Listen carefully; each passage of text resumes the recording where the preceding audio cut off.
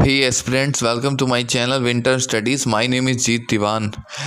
हमारा कल का टॉपिक था lecture number first, north India three kingdoms period 8 to 10 century. तो हमने कल पाल एम्पायर के बारे में पढ़ा था।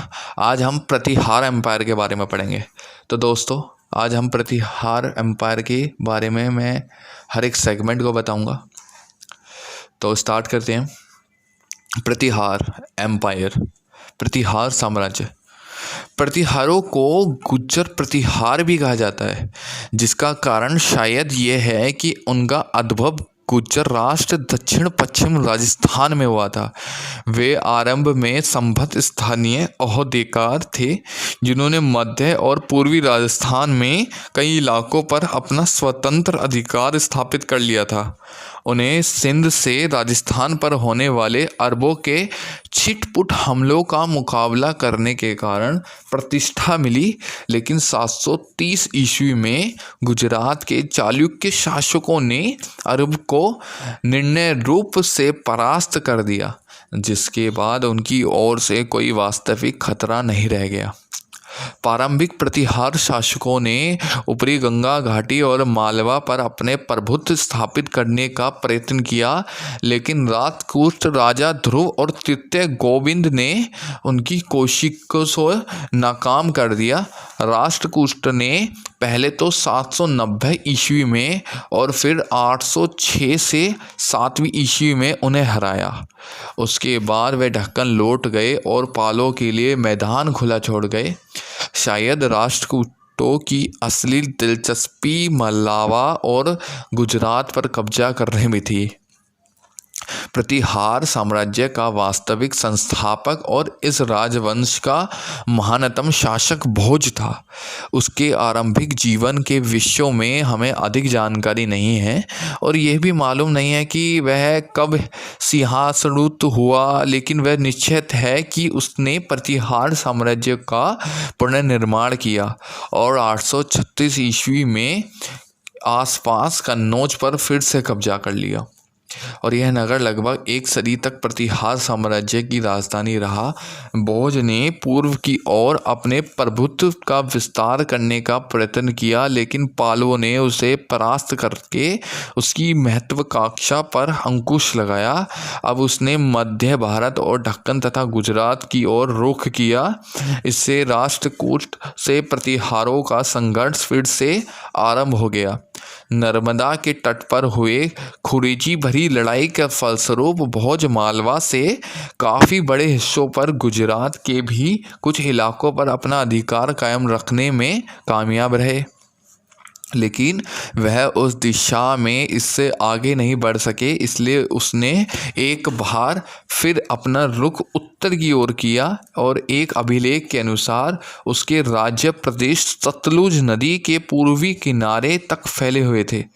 अरब यात्रियों के वृत्तांतों से मालूम होता है कि प्रतिहारों के पास भारत में सबसे अच्छी अश्वारोही सेना थी। उन दिनों मध्य एशिया और अरब देशों से घोड़ों को आयात और निर्यात भारतीय व्यापार का एक महत्वपूर्ण अंग था। देवपाल की मृत्यु के पश्चात पाल साम्राज्य के कमज़ोर होने पर भोज ने पूर्व की ओर भी अपने साम्राज्य का विस्तार किया। भोज का नाम उनके कथा कहानियों का विषय है।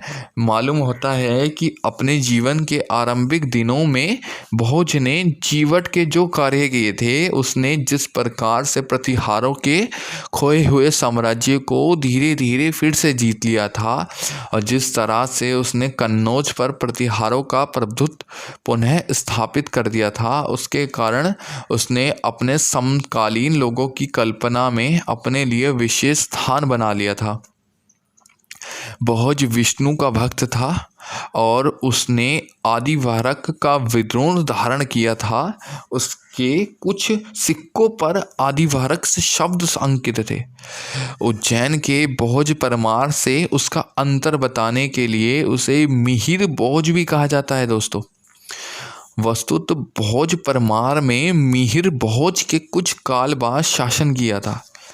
भोज की मृत्यु शायद 885 ईस्वी के आसपास हुई थी। दोस्तों, उसके बाद उसका बेटा प्रथम महेंद्रपाल राजा हुआ। अपने 908 से 9 ईस्वी तक के शासनकाल में महेंद्रपाल ने भोज के साम्राज्य को कायम तो रखा, उसने उसकी सीमाओं का विस्तार मगध और उत्तर बंगाल तक कर लिया। उसके अभिलेख कठियावाड़, पूर्वी पंजाब और अवध में मिले हैं। महेंद्रपाल ने एक लड़ाई कश्मीर के राजा के खिलाफ भी लड़ी, लेकिन उसे भोज द्वारा पंजाब में जीते गए कुछ इलाके कश्मीर के राजा को सौंपने पड़े।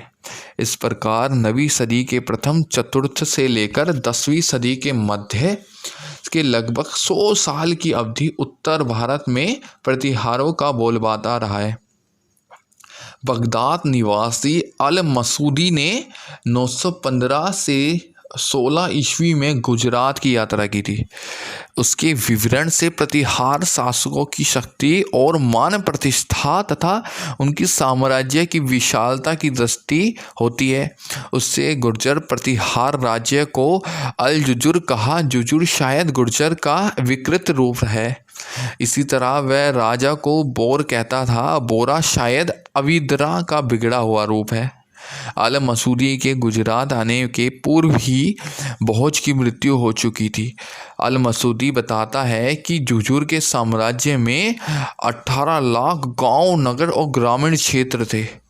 उसकी लंबाई चौड़ाई 2-2 हजार किलोमीटर थी। दोस्तों, राजा की सेना में 4 चौमुए थी। प्रत्येक चौम में 7 से 9 लाख लोग थे। अपनी उत्तर की सेना में वह मुल्तान के राजा और उससे संबंध रखने वाले शासकों के खिलाफ लड़ता है, और दक्षिण की सेना राजकुर्स्ट के विरुद्ध लड़ती है, और पूर्व की सेना पालव से लोहा लेती है। उसके पास युद्ध के लिए केवल 2000 प्रशिक्षित हाथी थे। उसकी अश्वारोही सेना देश से सर्वश्रेष्ठ थी। प्रतिहार शासन ज्ञात विज्ञान के साहित्य उदार संरक्षक थे। संस्कृत का महान कवि नाटककार राजेश्वर भोज के पुत्र महिपाल के दरबार में रहते थे। प्रतिहारों ने कई भव्य भवनों और मंदिरों से कन्नौज का रूप निखारा। 8वीं और 9वीं शताब्दियों में बहुत से भारतीय विद्वान राजदूत और मंडलों के साथ बगदाद में खिलाफा के दरबार में पहुँचे। इन विद्वानों ने अरब संसार को भारतीय विज्ञानों से विशेषकर गणित, बीजगणित और चिकित्सा शास्त्र में परिचित कराया। इन राजदूत मंडलों को भेजने वाले भारतीय राजाओं के नाम हमें मालूम नहीं हैं।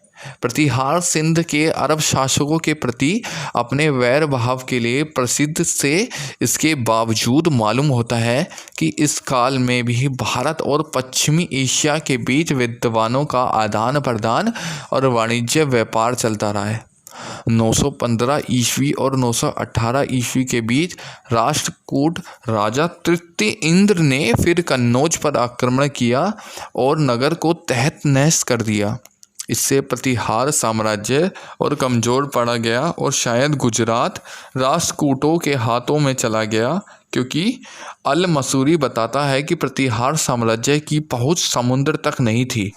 गुजरात समुद्री व्यापार का प्रमुख केंद्र था और उत्तर भारत का माल यहीं से होकर पश्चिम एशिया को पहुंचता था। इसलिए गुजरात की क्षति प्रतिहार साम्राज्य के लिए एक दूसरा बड़ा आघात थी। 963 में ईस्वी में एक अन्य राष्ट्रकूट राजा तृतीय कृष्ण ने उत्तर भारत पर आक्रमण करके प्रतिहार शासक को परास्त कर दिया। इसके बाद प्रतिहार साम्राज्य तेजी से बिखर चला। इसी के दौरान ये लेक्चर प्रतिहार साम्राज्य समाप्त होता है। हम नेक्स्ट लेक्चर में पढ़ेंगे राष्ट्रकूट के बारे में। दोस्तों, थैंक यू।